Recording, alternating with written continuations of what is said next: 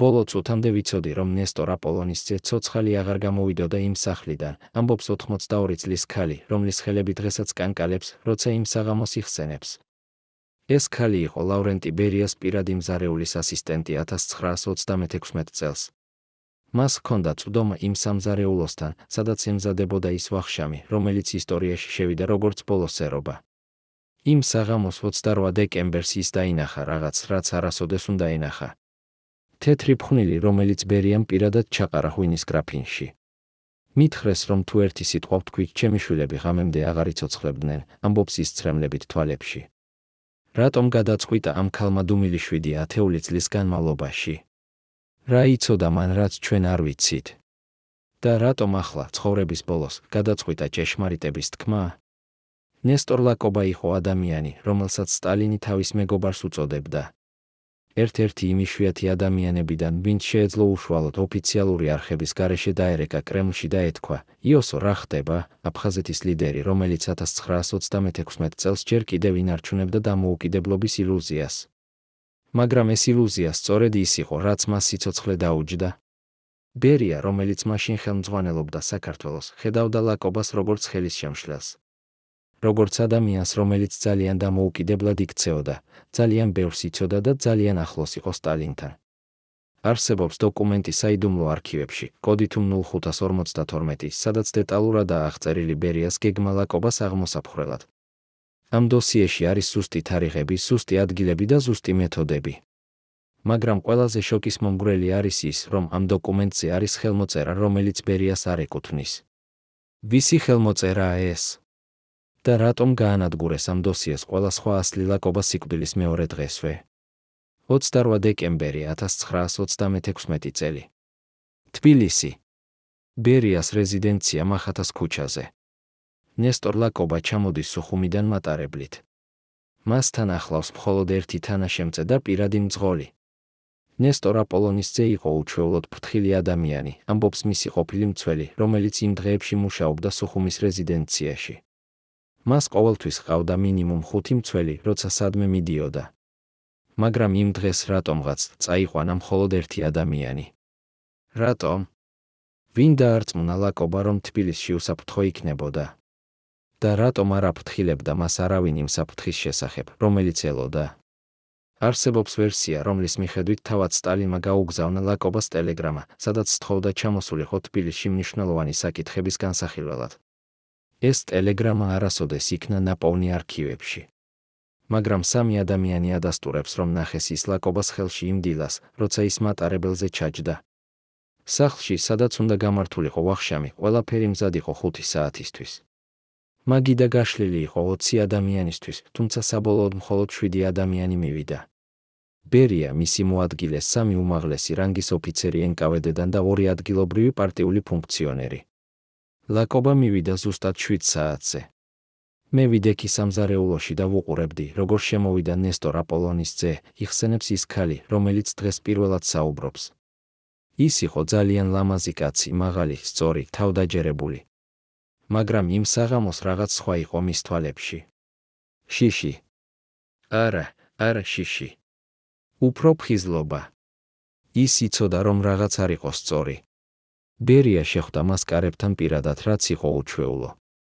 ჩვეულებრივ, ბერია არასოდეს ხვდებოდა სტუმრებს პირადად, თუნდაც ყველაზე მაღალი რანგის. მაგრამ იმ საღამოს მან გააკეთა გამონაკლისი. რატომ? რა უნდოდა ბერიას ლაკობას ჩვენება იმ პირველივე წუთებში? ვახშამი დაიწყო 8 საათზე. პირველი 2 საათი გავიდა ჩვეულებრივ საუბრებში პოლიტიკაზე, ეკონომიკაზე, საერთაშორისო მდგომარეობაზე. ნესტორ აპოლონის ძე თითქმის არაფერს ჭამდა, ამბობს მზარეულის ასისტენტი. მან მხოლოდ პური მოირგო და ცოტა ყველი. ღვინოს არ სვამდა. ბერია რამდენჯერმე სთავაზობდა, მაგრამ ის უარს ამბობდა.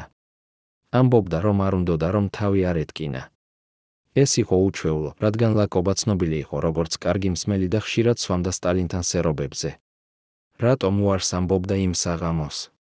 იცოდა თუ არა რაღაც, რაც ჩვენ არ ვიცით. დაახლოებით 10 საათზე, როცა ყველა სტუმარი უკვე საკმაოდ მთვრალი იყო, ბერია წამოდგა და თქვა, რომ სპეციალური ღვინო მოიტანდა, რომელიც მოვიდა პირდაპირ კახეთიდან. მან პირადად წავიდა სამზარეულოში, იხსენებს ქალი. ეს იყო უჩვეულო, რადგან ბერია არასოდეს შედიოდა სამზარეულოში. მაგრამ იმ საღამოს შემოვიდა და თქვა, რომ ყველა გასულიყო გარეთ.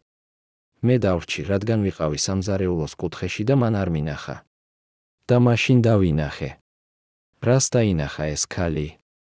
მან დაინახა, როგორ ამოიღო ბერიამ პატარა ფლაკონი შიდა ჯიბიდან. როგორ გახსნა ის და როგორ ჩაყარა თეთრი ფხვნილი ღვინის გრაფინში. ეს გრძელდებოდა არა უმეტეს 10 წამისა, ამბობს ის. მაგრამ ეს 10 წამი ჩემს მეხსიერებაში გაჩერდა სამუდამოდ. მე ვიცოდი, რომ ვხედავ მკვლელობას. მაგრამ ვერაფერი გავაკეთე. ვერაფერი. ბერია დაბრუნდა დარბაზში გრაფინით ხელში. მან პირადად ჩაასხა ღვინო ლაკობას ჩიქაში. ნესტორ, ძმაო, დალიე ჩემთან ერთად, თქვა მან. ეს არის საუკეთესო ღვინო, რაც კი მაქვს. სპეციალურად შენთვის შევინახე. ლაკობამ შეხედა ჩიქას. შეხედა ბერიას. და შემდეგ, ნელა, აიღო ჩიქა. რატომ დალია?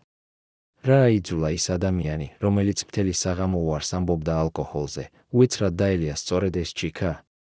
იყო თუ არა ეს უბრალოდ თავაზიანობა? თუ იცოდა რაღაც, რაც ჩვენ არ ვიცით.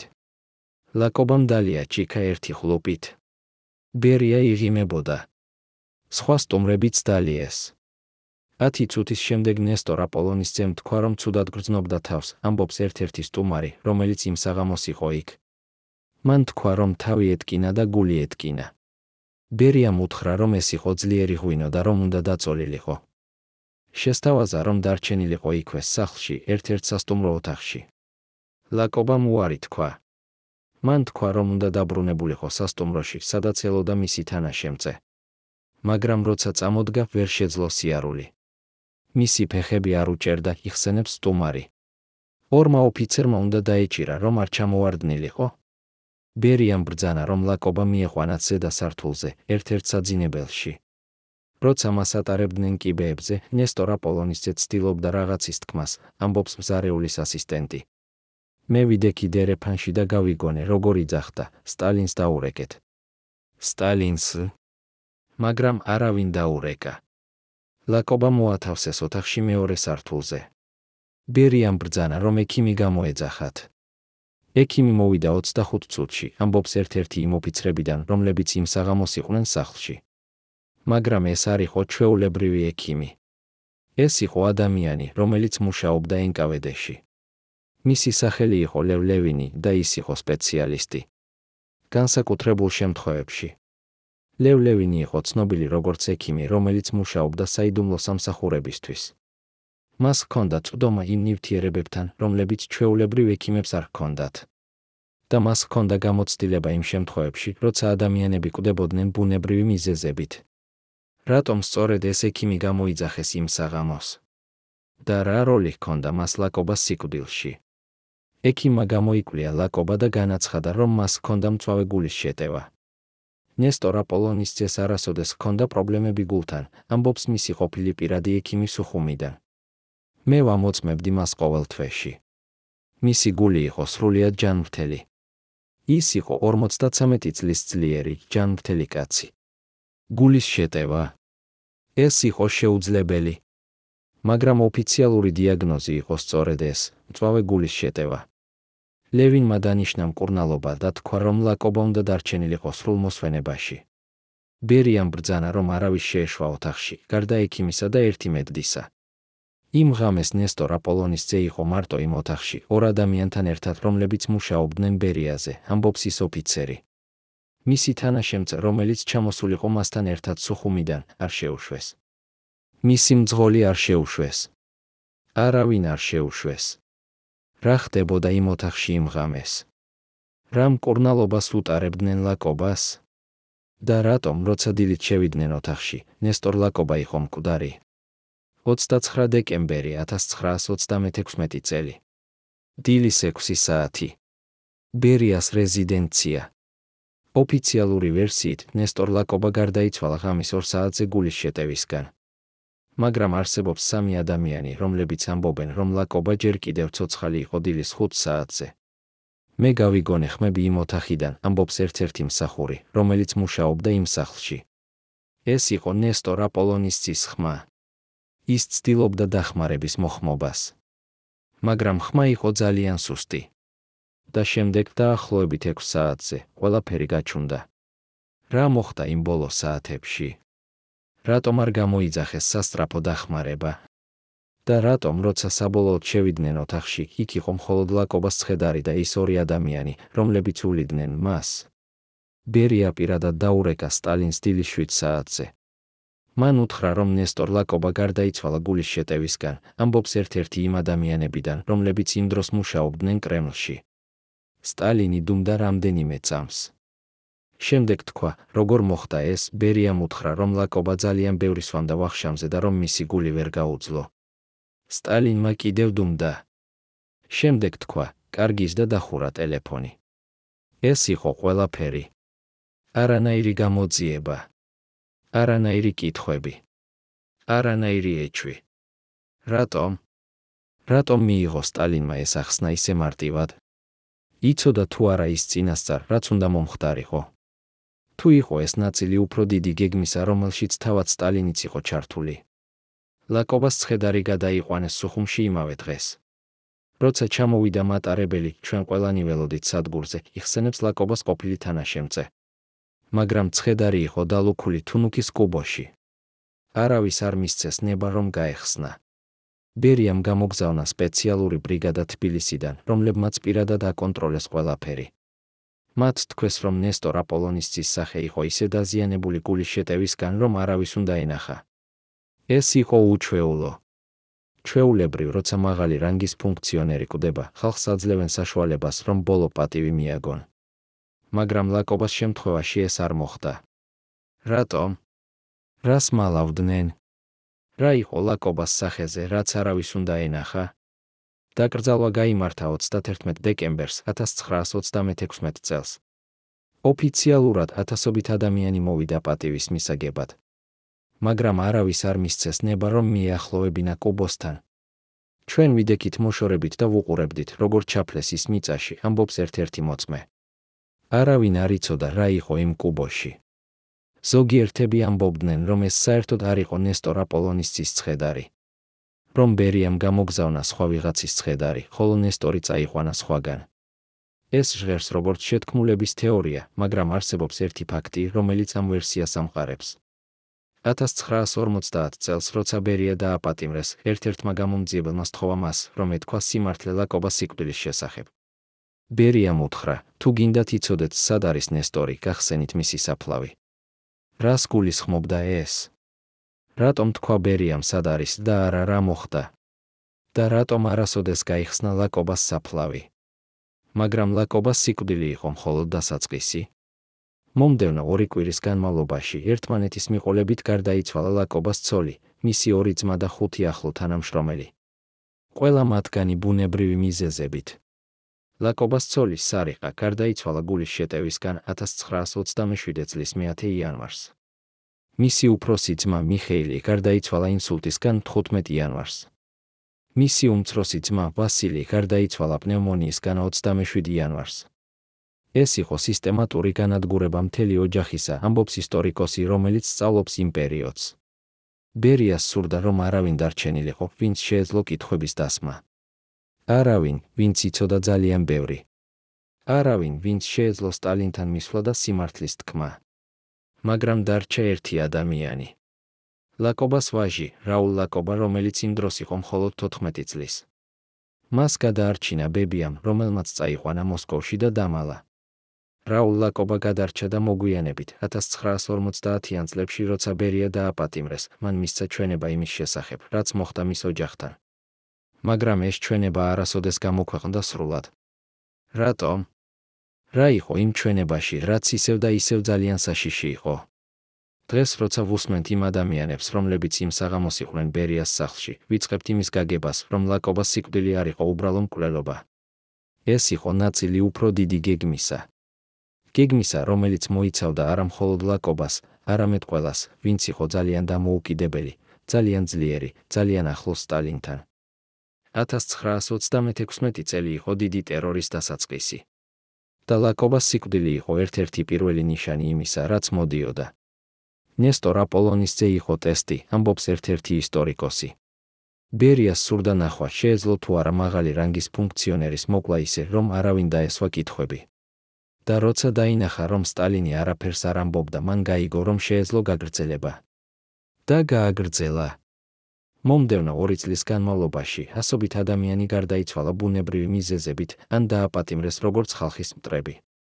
და ყველა ეს დაიწყო იმ საღამოს 28 დეკემბერს 1936 წელს, როცა ნესტორ ლაკობამ დალია ის ჩიკაღვინო. მაგრამ რატომ? რატომ სწორედ ლაკობა? რა ჰქონდა მას, რაც ბერიას ესაჭიროებოდა? ან რა იცოდა მან, რაც ძალიან საშიში იყო? პასუხი ამ კითხვებზე მდებარეობს არა იმაში, რაც მოხდა იმ საღამოს, არამედ იმაში, რაც მოხდა რამდენიმე თვით ადრე. 1936 წლის აგვისტოში ლაკობა იყო მოსკოვში სტალინთან შეხვედრაზე. იმ შეხვედრაზე ლაკობამ უთხრა სტალინს რაღაც, რაც ძალიან გააბრაზა ბერიას, ამბობს ერთ-ერთი იმ ადამიანებიდან, რომლებიც იმ დროს მუშაობდნენ კრემლში. ჩვენ არ ვიცით, რა იყო ეს, მაგრამ ვიცით, რომ ბერია იყო იმ შეხვედრაზე და რომ მას შემდეგ მისი დამოკიდებულება ლაკობასადმი შეიცვალა.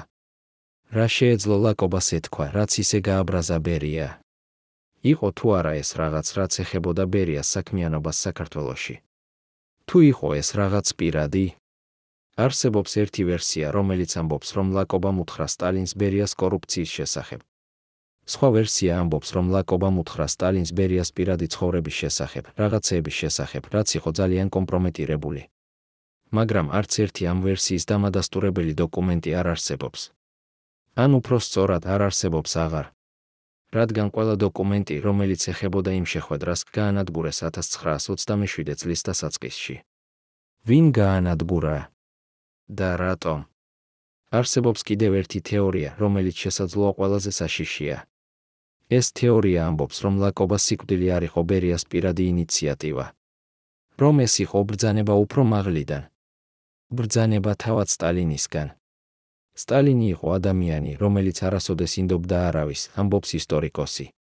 თუნდაც თავის უახლოეს მეგობრებს. და ლაკობა, რომელიც იყო ძალიან დამოუკიდებელი, ძალიან პოპულარული აფხაზეთში, ძალიან ახლოს სტალინთან, შესაძლოა გახდა საფრთხე. არა იმიტომ, რომ ისაპირებდა რაიმეს, არამედ უბრალოდ იმიტომ, რომ მას შეეძლო. ეს თეორია ეფუძნება ერთ დოკუმენტს, რომელიც იქნა ნაპოვნი 1950-იან წლებში, როცა იხსნებოდა სტალინის პირადი არქივები. ეს დოკუმენტი იყო ხელნაწერი ჩანაწერი სტალინის ხელით, სადაც იყო ჩამოთვლილი 10 გვარი. ლაკობას გვარი იყო მესამე.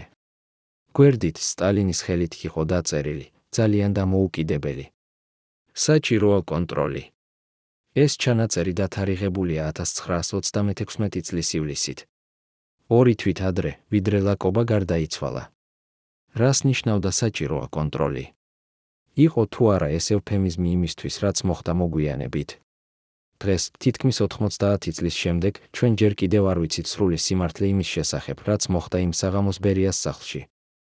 ჩვენ ვიცით, რომ ნესტორ ლაკობა გარდაიცვალა. ჩვენ ვიცით, რომ მისი სიკვდილი არ იყო ბუნებრივი. ჩვენ ვიცით, რომ ბერია იყო ჩართული. მაგრამ ჩვენ არ ვიცით ზუსტად, როგორ მოხდა ეს. ჩვენ არ ვიცით, ვინ იყო ჩართული. და ჩვენ არ ვიცით, რატომ. ის ქალი, რომელიც იყო მზარეულის ასისტენტი, ამბობს, რომ ის დაინახა, როგორ ჩაყარა ბერიამ რაღაც ღვინოში. მაგრამ ის არ იცის, რა იყო ეს. ის არ იცის, საიდან მოიტანა ბერიამ ეს. და ის არ იცის, ვინ მისცა მას ეს. შესაძლოა ეს იყო რაღაც, რაც მოვიდა მოსკოვიდან, ამბობს ის. შესაძლოა ეს იყო რაღაც, რაც ბერიამ თავად მოამზადა. მე არ ვიცი. მე ვიცი მხოლოდ ის, რაც ვნახე. და ის, რაც ვნახე, საკმარისია იმისთვის, რომ ვიცოდე, რომ ნესტორ ლაკობა მოკლეს. ის ოფიცერი, რომელიც იმ საღამოს იყო ბერიას სახლში, დღეს პირველად ეთანხმება ინტერვიუს. მისი ხელები კანკალებს, როცა ამოიღებს ძველ, ყვითელ ფოთოლს.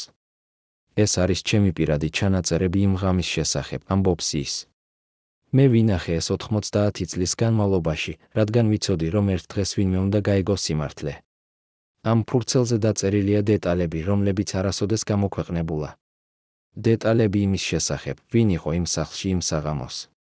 ვინ შევიდა და ვინ გავიდა. რა დროს. და რაც ყველაზე მნიშვნელოვანია, ვინ შევიდა ლაკობას ოთახში იმ ღამეს, როცა ის კვდებოდა. იქ შევიდა არა მხოლოდ ექიმი და მედდა, ამბობს ოფიცერი. იქ შევიდა კიდევ ერთი ადამიანი. ადამიანი, რომლის სახელი არასოდეს ყოფილა ხსენებული არც ერთ ოფიციალურ დოკუმენტში. ვინ იყო ეს ადამიანი? რატომ იყო მისი ყოფნა ისეთი საიდუმლო? და რა როლი ჰქონდა მას ლაკობას ბოლო საათებში? ამ ადამიანის სახელი იყო გრიგორი მაირანოვსკი. სახელი, რომელიც თითქმის არავის უსმენია, მაგრამ რომელიც იყო ერთ-ერთი ყველაზე საშიში ადამიანი საბჭოთა კავშირში. მაირანოვსკი იყო ქიმიკოსი, რომელიც მუშაობდა NKVD-ს სპეციალურ ლაბორატორიაში. ლაბორატორიაში, რომელსაც ოფიციალურად ეწოდა ლაბორატორია ნომერ 1, მაგრამ რომელსაც თანამშრომლები უწოდებდნენ სიკვდილის ლაბორატორიას. მაირანოვსკი იყო სპეციალისტი იმ ნივთიერებებში, რომლებიც კლავდნენ ადამიანებს ისე, რომ ეს გამოიყურებოდა როგორც ბუნებრივი სიკვდილი, ამბობს ისტორიკოსი, რომელიც სწავლობს NKVD-ს საიდუმლო ოპერაციებს. მას ჰქონდა წვდომა იმ შხამებთან, რომლებიც არ ტოვებდნენ კვალს.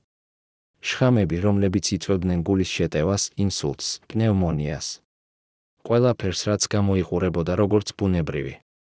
მაირანოვსკი ჩამოვიდა თბილისში 27 დეკემბერს 1936 წელს. ერთი დღით ადრე, ვიდრე ლაკობა. რატომ? ვინ გამოიძახა ის? და რა იყო მისი ზუსტი დავალება? არსებობს დოკუმენტი NKVD-ს არქივებში, რომელიც აღწერს მაირანოვსკის მივლინებას თბილისში. ეს დოკუმენტი დალუქული იყო 50-იან წლებამდე და გახსნილი იქნა მხოლოდ 1990-იან წლებში, როცა საბჭოთა კავშირი იშლებოდა.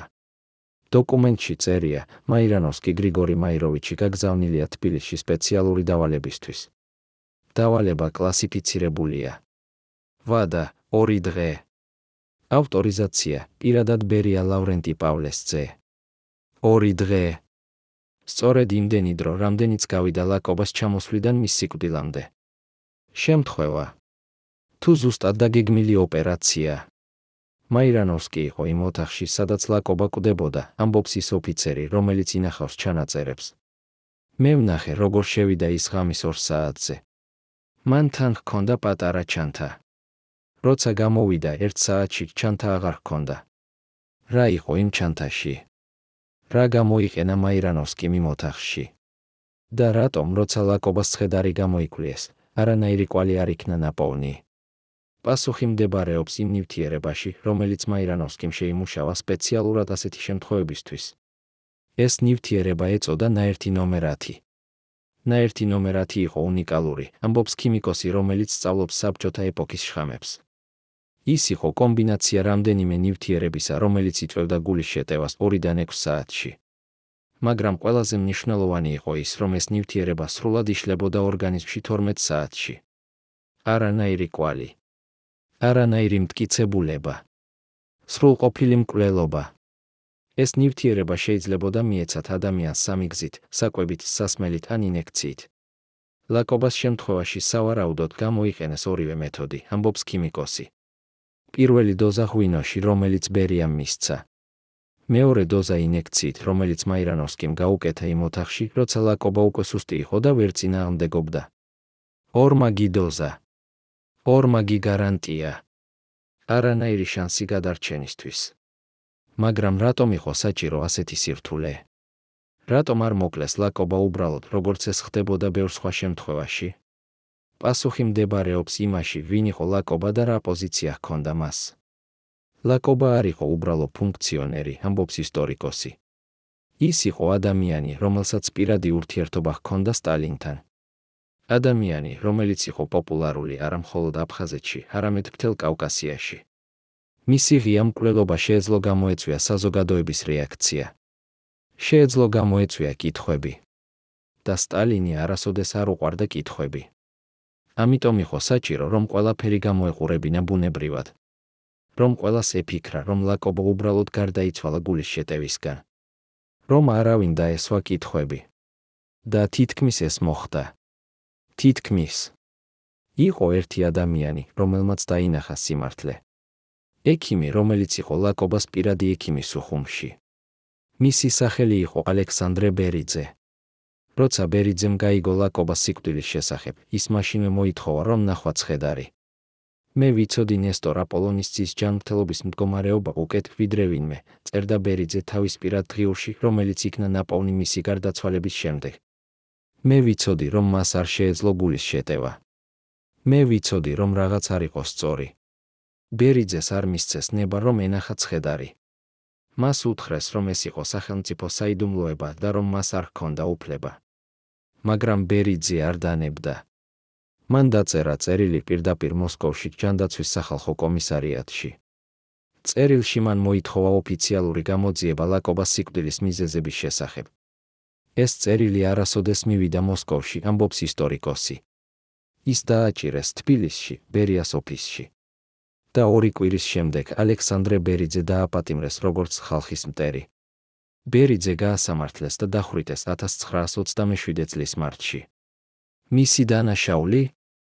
ანტისაბჭოთა პროპაგანდა და ცილისწამება სახელმწიფო მოხელეების მიმართ. რა იყო ეს ცილისწამება? რა თქვა ბერიძემ, რაც ისე საშიში იყო? და რამდენი სხვა ადამიანი მოკლეს იმიტომ, რომ ძალიან ბევრი იცოდნენ. დღეს, როცა ვკითხულობთ ბერიძის დღიურს, ხვდებით, რომ მან იცოდა ბევრად მეტი, ვიდრე უბრალოდ ეჭვი ლაკობას სიკვდილის შესახებ. მან იცოდა დეტალები. დეტალები იმის შესახებ, რა სიმპტომები ჰქონდა ლაკობას იმ ბოლო საათებში. როცა მე მესაუბრა ერთ-ერთ იმ ადამიანთან, ვინც ნახა ნესტორ აპოლონისძე იმ ღამეს, მან მითხრა, რომ ლაკობას ჰქონდა სპეციფიკური სიმპტომები, წერდა ბერიძე. ძლიერი ტკივილი მუცელში, ღებინება, კრუნჩხვები. ეს არ არის გულის შეტევის სიმპტომები. ეს არის მოწამვლის სიმპტომები.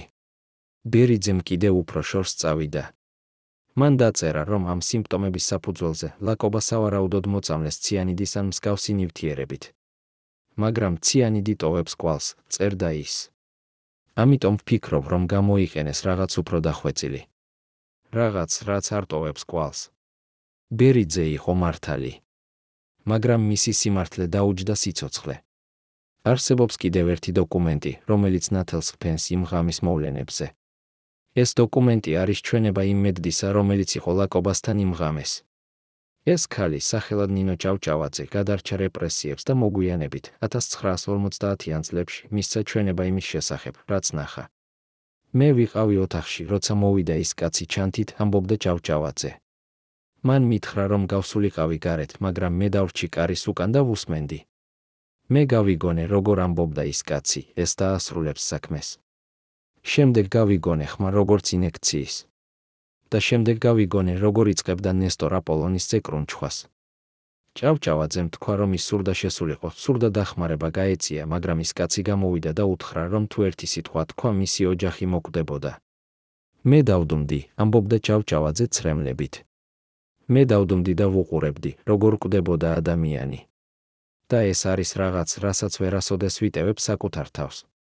ჭავჭავაძის ჩვენება იყო ერთ-ერთი ყველაზე დეტალური აღწერა იმისა, რაც მოხდა იმ ოთახში.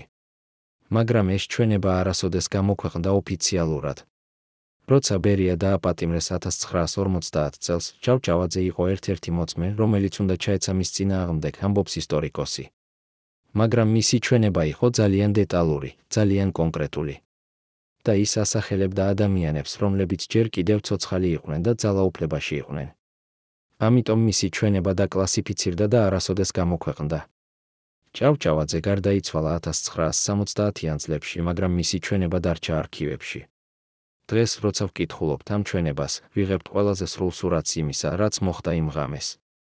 სურათს, რომელიც ადასტურებს, რომ ლაკობას მკვლელობა იყო ზუსტად დაგეგმილი, პროფესიონალურად შესრულებული ოპერაცია. ოპერაცია, რომელშიც ჩართული იყო არა მხოლოდ ბერია, არამედ NKVD-ს საუკეთესო სპეციალისტები. მაგრამ ვინ იყო ნამდვილი ორგანიზატორი? ვინ მისცა ბოლო ბრძანება? ეს კითხვა რჩება ღია დღემდე. არსებობს 3 ძირითადი ვერსია. პირველი ვერსია ამბობს, რომ ეს იყო ბერიას პირადი ინიციატივა. რომ ბერიას სურდა ლაკობას აღმოფხრა, რადგან ისხედავდა მას როგორც კონკურენტს, როგორც ხელისშემშლელს თავის გეგმებში კავკასიაში. ბერია იყო ამბიციური ადამიანი, ამბობს ისტორიკოსი. მას სურდა ძალაუფლება. და ლაკობა, რომელიც იყო დამოუკიდებელი, პოპულარული, ახლოს სტალინთან, იყო დაბრკოლება ამ გზაზე.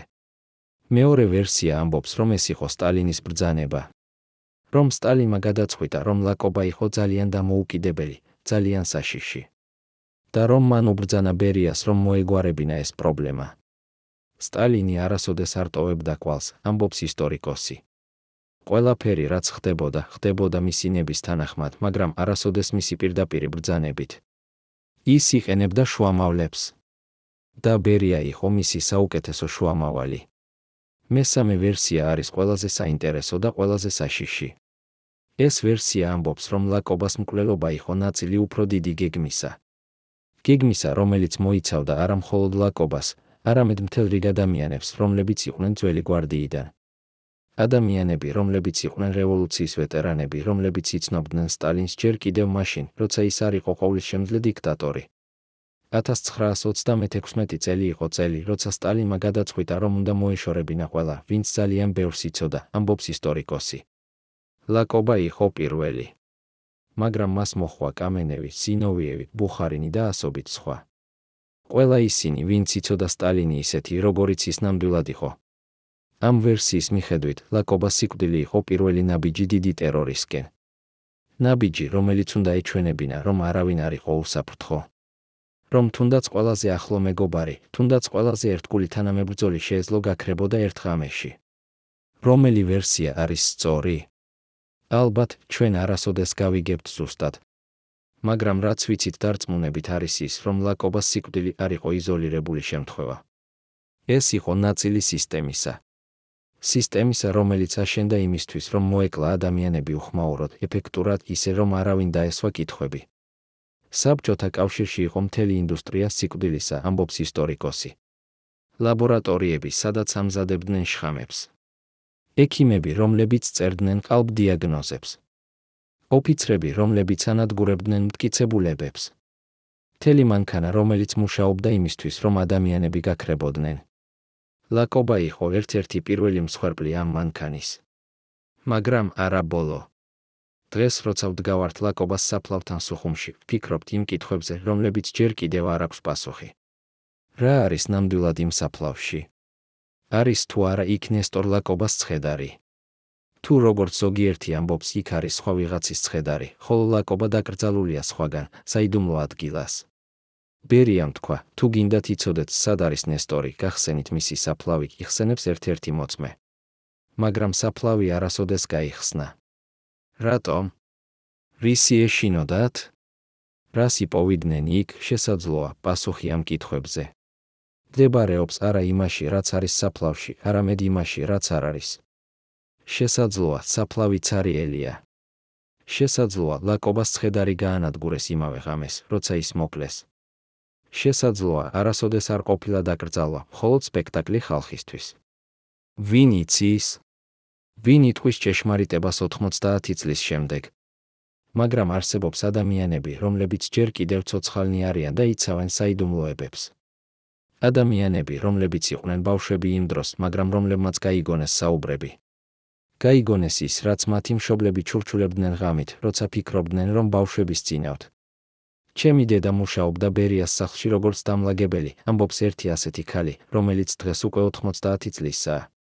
იმ ღამის შემდეგ, როცა ლაკობა მოკვდა, დედა დაბრუნდა სახლში და მთელი ღამე ტიროდა. მე ვკითხე, რა მოხდა.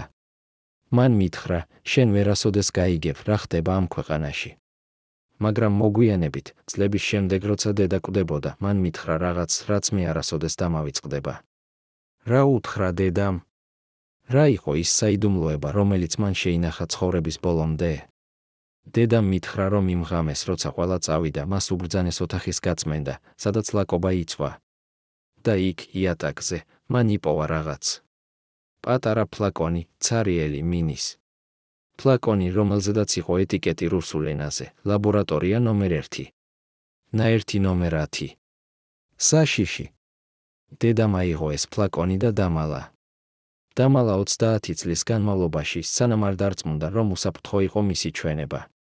მაგრამ როცა საბჭოთა კავშირი დაიშალა, როცა ფიქრობდა, რომ საბოლოოდ შეეძლო სიმართლის თქმა, ფლაკონი გაქრა. ვიღაც შემოვიდა ჩვენს სახლში, როცა ჩვენ არ ვიყავით, ამბობს ქალი. არაფერი წაიღეს. არც ფული, არც ოქრო, არაფერი. მხოლოდ ის ფლაკონი. როგორ იცოდნენ, რომ ის იქ იყო? ვინ აკონტროლებდა ჩვენ 90-იან წლებშიც კი, ეს არის ის, რაც ყველაზე საშიშია ლაკობას ისტორიაში. არა თავად მკვლელობა, არამედ ის ფაქტი, რომ ვიღაც ჯერ კიდევ აკონტროლებს ამ საიდუმლოებას. ვიღაც ჯერ კიდევ არ სურს, რომ სრული სიმართლე გამოვიდეს ზედაპირზე. არსებობს ადამიანები, რომლებიც დღესაც ცოცხალნი არიან და რომლებიც იყვნენ ჩართულები იმ სისტემაში, ამბობს ისტორიკოსი. ადამიანები, რომლებიც იყვნენ ბავშვები ან ახალგაზრდები იმ დროს, მაგრამ რომლებმაც იციან ბევრი. და ისინი არ სურთ, რომ ეს ცოდნა გახდეს საჯარო. რატომ? რას იცავენ ისინი? საკუთარ თავს. თავიანთ ოჯახების რეპუტაციას. თუ რაღაც უფრო დიდს. არსებობს თეორია, რომ ლაკობას საქმეში ჩართული იყვნენ ადამიანები, რომლებიც მოგვიანებით გახდნენ ძალიან მაღალი რანგის ფუნქციონერები. ადამიანები, რომლებმაც გადარჩეს სტალინს, გადარჩეს ბერიას და გააგრძელეს კარიერა ხრუშჩოვის, ბრეჟნევის დროს. თუ ეს სახელები გამოვიდოდა, ეს შეცვლიდა ბევრ რამეს საბჭოთა ისტორიის გაგებაში, ამბობს ისტორიკოსი. ამიტომ ეს სახელები ჯერ კიდევ დაცულია. მაგრამ არსებობს ერთი დოკუმენტი, რომელიც შესაძლოა შეიცავს ამ სახელებს.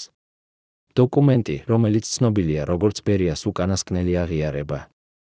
1953 წელს, როცა ბერია იყო უკვე დაპატიმრებული და ელოდა სასამართლოს, მას სთხოვეს, რომ დაეწერა ყველაფერი, რაც იცოდა.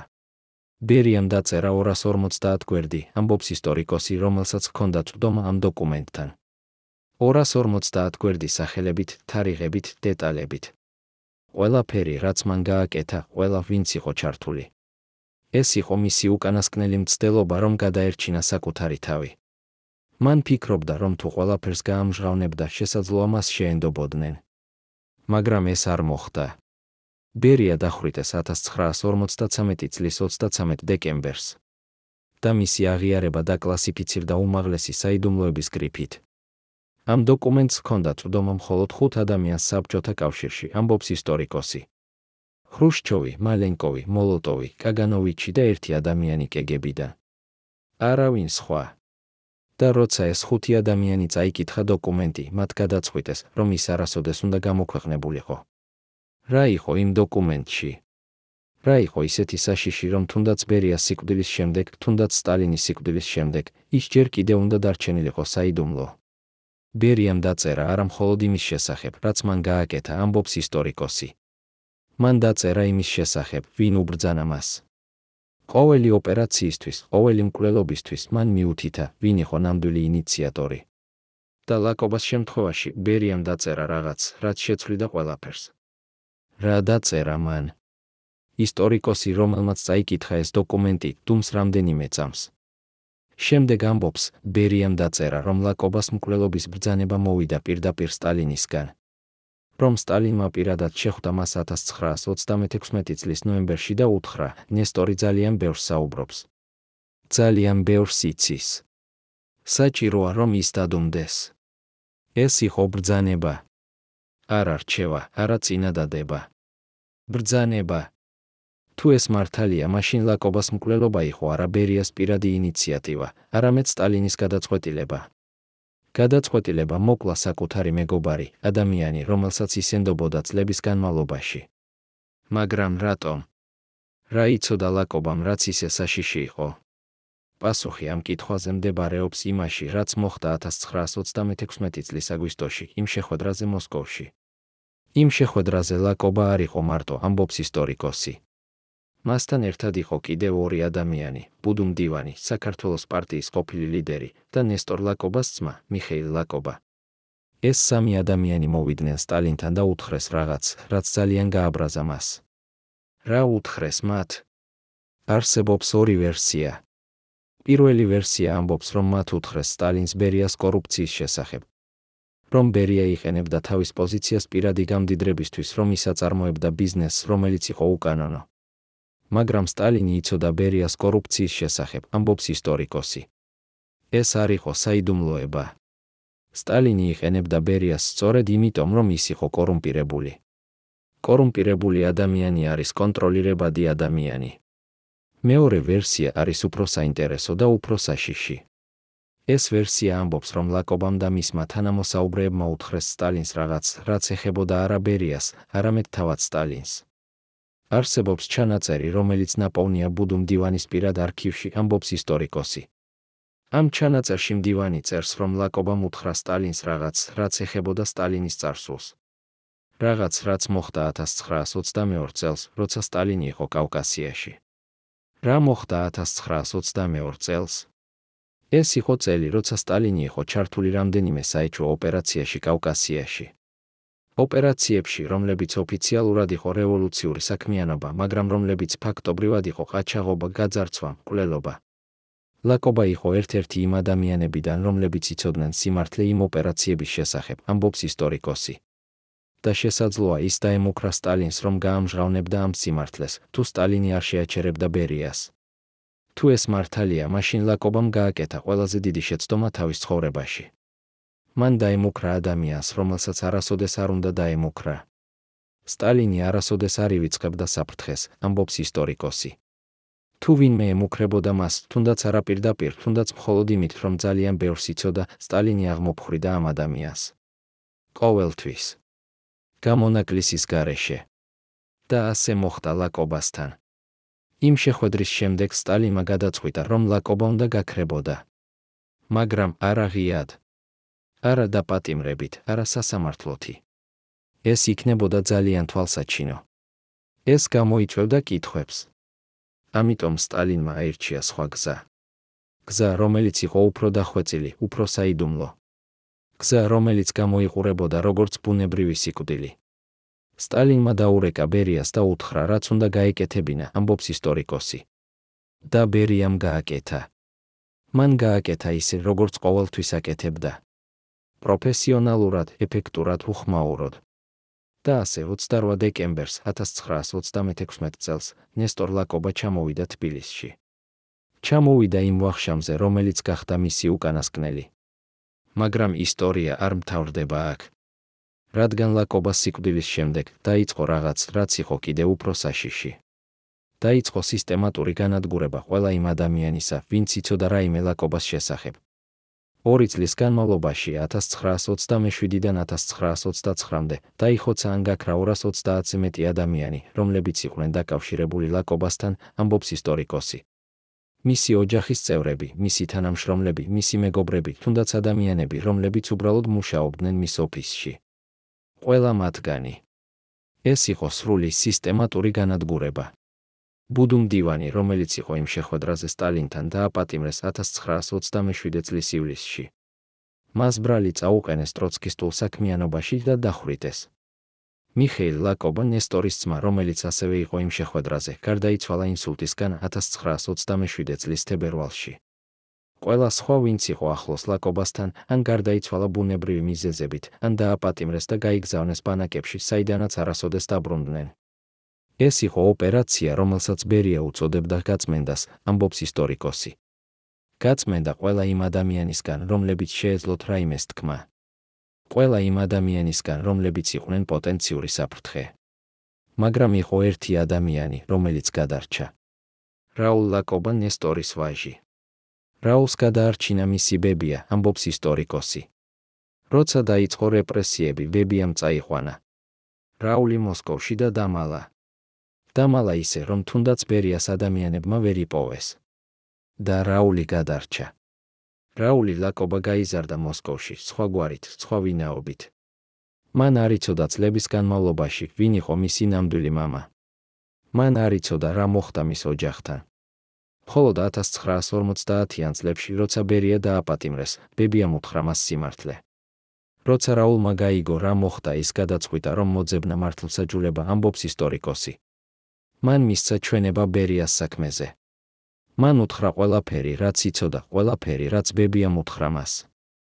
მაგრამ რაულის ჩვენება არასოდეს გამოქვეყნდა სრულად. მისი ჩვენება იყო ძალიან დეტალური, ძალიან კონკრეტული, ამბობს ისტორიკოსი. მან ასახელა სახელები, თარიღები, ადგილები. მან უთხრა ყველაფერი, რაც მისმა ბებიამ იცოდა.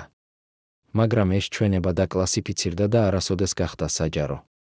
რატომ? რა იყო რაულის ჩვენებაში, რაც ისევ და ისევ ძალიან საშიში იყო? რაულმა უთხრა არა მხოლოდ ბერიას როლის შესახებ, ამბობს ისტორიკოსი. მან უთხრა სტალინის როლის შესახებ. მან უთხრა, რომ მისი ბებია იცოდა, რომ ბრძანება მოვიდა სტალინისგან. რომ ბერია იყო მხოლოდ შემსრულებელი. ეს იყო ინფორმაცია, რომელიც არ შეეძლო გამოქვეყნებულიყო 1950-იან წლებში. სტალინი ჯერ კიდევ ცოცხალი იყო. სტალინი ჯერ კიდევ იყო ყოვლისშემძლე. და თუნდაც ბერიას დაპატიმრების შემდეგ არავის სურდა სტალინის გამოაშკარავება. ხრუშჩოვი, რომელიც იყო ძალაუფლებაში იმ დროს, გადაწყვიტა, რომ რაულის ჩვენება უნდა დარჩენილიყო საიდუმლო, ამბობს ისტორიკოსი. ის არ სურდა, რომ ხალხმა გაეგო, რომ სტალინი იყო ჩართული ლაკობას მკვლელობაში. ეს იქნებოდა ძალიან საშიში ინფორმაცია. და ასე რაულის ჩვენება დაიკარგა არქივებში. დაიკარგა ათეულობით წლის განმავლობაში, სანამ არ იქნა ნაპოვნი 1990-იან წლებში. დღეს, როცა ვკითხულობთ რაულის ჩვენებას, ვიღებთ ყველაზე სრულ სურათს იმისა, რაც მოხდა ლაკობასთან. სურათს, რომელიც ადასტურებს, რომ ეს არ იყო უბრალო მკვლელობა. ეს იყო პოლიტიკური აქტი. აქტი, რომელიც იყო ნაწილი უფრო დიდი გეგმისა. გეგმისა, რომელიც მოიცავდა არა მხოლოდ ლაკობას, არამედ ასობით, ათასობით სხვა ადამიანს. ლაკობას სიკვდილი იყო პირველი ნაბიჯი დიდი ტერორისკენ, ამბობს ისტორიკოსი. ნაბიჯი, რომელიც აჩვენა, რომ არავინ არ იყო უსაფრთხო. რომ თუნდაც ყველაზე ახლო მეგობარი, თუნდაც ყველაზე ერთგული თანამებრძოლი შეეძლო გაქრებოდა ერთ ღამეში. და ეს იყო მესიჯი.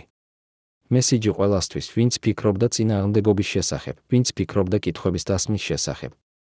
ეს მესიჯი იყო მკაფიო, დუნდი და იცოცხლე. ან ილაპარაკე და მოკვდი. მაგრამ დღეს, თითქმის 90 წლის შემდეგ, ჩვენ შეგვიძლია ვილაპარაკოთ. შეგვიძლია დავსვათ კითხვები. შეგვიძლია მოუძებნოთ სიმართლე. და სიმართლე, რომელსაც ვპოულობთ, არის საშინელი. სიმართლე არის ის, რომ ლაკობას მკვლელობა იყო არა გამონაკლისი, არამედ წესი. წესი, რომელიც მოქმედებდა საბჭოთა კავშირში ათეულობით წლის განმავლობაში. წესი, რომლის მიხედვით ადამიანები კვდებოდნენ, არა იმიტომ, რომ ისინი იყვნენ დამნაშავეები, არამედ იმიტომ, რომ ისინი იყვნენ საშიშები. საშიშები იმიტომ, რომ ძალიან ბევრს იცოდნენ. საშიშები იმიტომ, რომ ძალიან დამოუკიდებლები იყვნენ. საშიშები იმიტომ, რომ ძალიან პოპულარულები იყვნენ. ეს იყო სისტემა, რომელიც აშენდა შიშზე, ამბობს ისტორიკოსი. სისტემა, სადაც ყველა ეშინოდა ყველას. სადაც ყველა იცოდა, რომ ერთი არასწორი სიტყვა, ერთი არასწორი ქმედება შეეძლო ნიშნავდეს სიკვდილს. და ლაკობა იყო ერთ-ერთი პირველი მსხვერპლი ამ სისტემის. მაგრამ არა ბოლო. ის ქალი, რომელიც იყო მზარეულის ასისტენტი, ამბობს, რომ ის ხშირად ფიქრობს იმ საღამოზე. მე ვფიქრობ, რა მოხდებოდა, რომ მე რაიმე გამეკეთებინა, ამბობს ის. რა მოხდებოდა, რომ მე გამეფრთხილებინა ლაკობა. რა მოხდებოდა, რომ მე ვეთქვი ვინმეს, რაც ვნახე. მაგრამ მე ვიცოდი, რომ ვერაფერს გავაკეთებდი.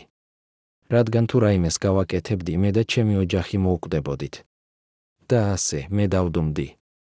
დავდუმდი და ვუყურებდი, როგორ კვდებოდა ადამიანი. ეს არის ის, რასაც ტერორი აკეთებს ადამიანებთან. ის აქცევს მათ თანამონაწილეებად. აქცევს მათ მოწმეებად, რომლებიც არაფერს აკეთებენ. რადგან შიში არის უფრო ძლიერი, ვიდრე სინდისი. შიში არის უფრო ძლიერი, ვიდრე მართლმსაჯულება. და ეს არის ყველაზე საშინელი ნაწილი ლაკობას ისტორიისა, ამბობს ისტორიკოსი. არა თავად მკვლელობა, არამედ ის ფაქტი, რომ ასობით ადამიანი იცოდა, რაც ხდებოდა, მაგრამ არავინ არაფერს არ ამბობდა. ყველა დუმდა. ყველა ეშინოდა.